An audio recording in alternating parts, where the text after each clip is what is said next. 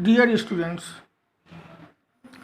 विज्ञान शिक्षण की आज की क्लास में हमारा टॉपिक है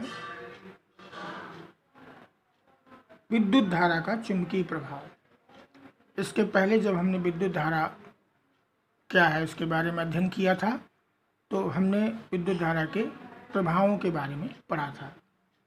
तो विद्युत धारा के जो प्रभाव थे तो पहला था विद्युत धारा का चुंबकीय प्रभाव, विद्युत धारा का ऊष्मीय प्रभाव और तीसरा था विद्युत धारा का रासायनिक प्रभाव। तो आज जो हम लोग अध्ययन करेंगे विद्युत धारा का चुंबकीय प्रभाव और विद्युत धारा का चुंबकीय प्रभाव का उपयोग करके उसका कैसे उपयोग किया जाता है।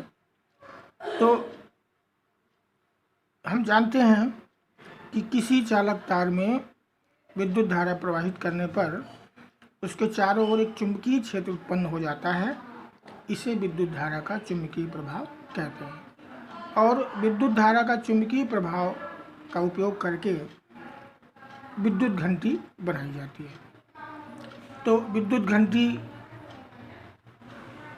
आप देख रहे होंगे चित्र के माध्यम से।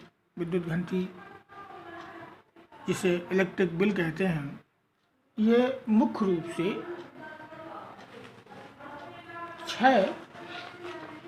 रूप से छह अवयवों से मिलकर के बनी होती है। वो अवयव हैं बैटरी, कुंडली, घंटी, लोहे की पत्ती, संपर्क पेंच, हथौड़ी। ये निम्नलिखित 6 पार्ट से मिलकर के विद्युत घंटी बनी होती है। तो विद्युत घंटी क्या है? ये धातु की बनी एक घंटी होती है जो विद्युत धारा के चुंबकीय प्रभाव के आधार पर कार्य करती है। तो यहाँ पे हम देख रहे होंगे सबसे ऊपर ये एक लोहे की कटोरी होती है जिसको हम गौंग या घंटी, ये घंटा कहते हैं। और यहाँ पे आप देख रहे होंगे 2 प्रणालिकाएं हैं। ये एक घोड़े के नाल के आकार में इनको व्यवस्थित किया गया है। और इसके पहले जो हमने पढ़ा था विद्युत धारा, विद्युत चुंबक कैसे बनता है। तो प्रणालिका में जब तांबे का तार लपेटते हैं और उसके सिरों को जब हम एक बैटरी के द्वारा जोड़ देते हैं तो विद्युत चुंबक का कार्य करने लगती है। तो इसमें सबसे पहले जो इसका मुख्य भाग है वो है घंटी। ये लोहे की बनी हुई कटोरी होती है। इसमें हम देखेंगे कि घोड़े के नाल के आकार की 2 प्रणालिकाएं, या इसको हम विद्युत चुंबक कहते हैं। इसमें इसके दोनों सिरों को बैटरी से, इसके एक सिरे को इस बैटरी से जोड़ा गया है तथा इसका जो दूसरा सिरा है उसे एक नर्म लोहे के बने, ये आर्मेचर है, ये दिख रहा है आपको, आर्मेचर है। नर्म लोहे के बने आर्मेचर से इसको जोड़ा गया है जो कि एक पेंच द्वारा कसा रहता है। इस आर्मेचर के ऊपर एक पत्ती, लोहे की पत्ती ये लगी रहती है, ये आप देख रहे हैं। आर्मेचर के ऊपर जो है लोहे की पत्ती कसी रहती है। और इसी आर्मेचर से हम एक स्ट्राइकर, ये स्ट्राइकर है यानी हथौड़ी, छोटी सी हथौड़ी है जो कि इस लोहे की कटोरी से बार बार टकराती है जिससे ध्वनि उत्पन्न हो जाती है। तो और आप देख रहे होंगे यहाँ पे नीचे एक की होती है जिसे हम कुंजी कहते हैं। जब इसको हम एक बैटरी से जोड़ करके इसमें एक कुंजी लगा देते हैं तो ये जो है सरल परिपथ बन जाता है। तो इस तरह से ये जो विद्युत घंटी है, ये इसकी संरचना है। ये विद्युत घंटी की में कौन कौन से मुख्य भाग होते हैं। तो सबसे पहले मैंने बताया कि ये लोहे की कटोरी लगी होती है। इसके बाद इसमें एक विद्युत चुंबक लगा होता है। इस विद्युत चुंबक के तार से एक सिरे पर जो है एक नर्म लोहे का आर्मेचर ये लगा होता है। इस आर्मेचर के ऊपर एक लोहे की पत्ती लगी होती है और इसी आर्मेचर से एक स्ट्राइकर यानी छोटी सी हथौड़ी लगाई जाती है। इसके बाद पत्ती के एक सिरे को इसे संपर्क पेंच कहते हैं। संपर्क पेंच के माध्यम से इसको बैटरी से जोड़ दिया जाता है। यहाँ पर एक जो है कुंजी या की लगा दी जाती है, इसे स्विच कहते हैं, और इधर एक बैटरी लगा दी थी, जिससे ये सरल परिपथ तैयार हो जाता है। अब इसके बाद हम देखेंगे कि ये कार्य कैसे करती है, ये विद्युत घंटी किस प्रकार से कार्य करती है, तो ये हम समझेंगे। तो विद्युत घंटी किस प्रकार से कार्य करती है ये हम देखेंगे। जैसे कि मैंने बताया कि ये एक सरल परिपथ की तरह बन जाता है।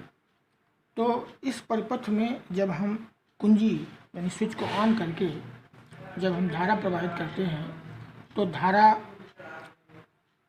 प्रणालिका यानी विद्युत चुंबक जो बन जाता है ये प्रणालिका, इसके बाद आर्मेचर, पत्ती तथा पेंच से होते हुए इसमें धारा जो है प्रवाहित होने लगती है, जिससे क्या होता है, इस परिपथ में एक चुंबकीय प्रभाव स्थापित हो जाता है।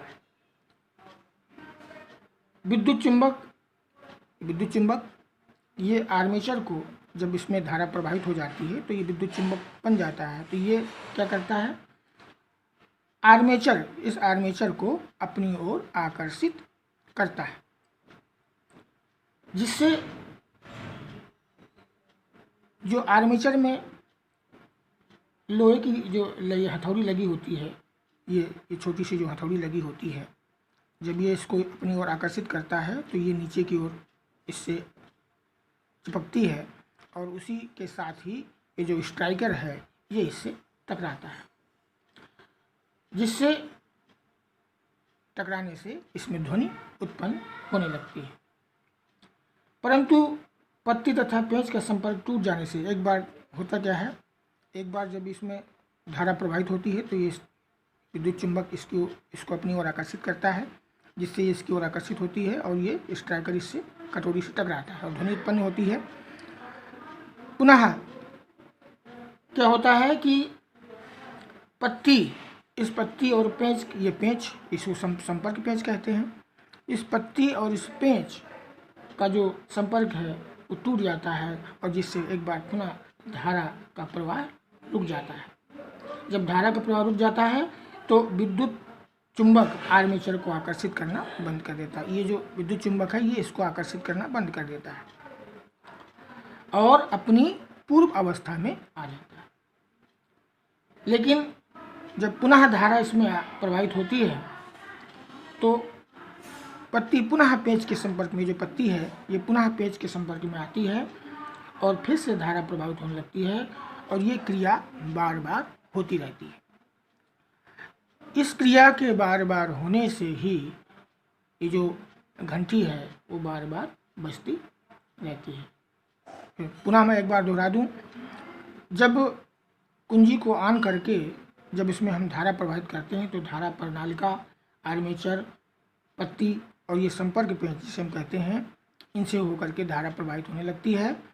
तो जब प्रणालिका में धारा प्रवाहित होती है तो ये विद्युत चुंबक बन जाता है और विद्युत चुंबक बनने के बाद ये आर्मेचर को, इस नर्म लोहे के बने आर्मेचर को अपनी ओर आकर्षित करता है, जिससे ये जो स्ट्राइकर है जब ये यहाँ नीचे की ओर झुकती है तो ये स्ट्राइकर जो है इस कटोरी से टकराता है और टकराने की वजह से इससे ध्वनि उत्पन्न होती है। लेकिन पुनः क्या होता है कि पत्ती और पेंच का जो संपर्क है वो टूट जाता है तो ये पुनः अपनी पूर्व अवस्था में आ जाती है, क्योंकि धारा प्रवाह बंद हो जाता है। इससे ये विद्युत चुंबक का कार्य करना भी, ये जो प्रणालिकाएं हैं ये विद्युत चुंबक का कार्य करना भी बंद कर देती हैं। तो होता क्या है कि पत्ती तथा पेंच का जो संपर्क है वो टूट जाता है और धारा का प्रवाह रुक जाता है। फिर ये पूर्व अवस्था में, पहली अवस्था में आ जाता है।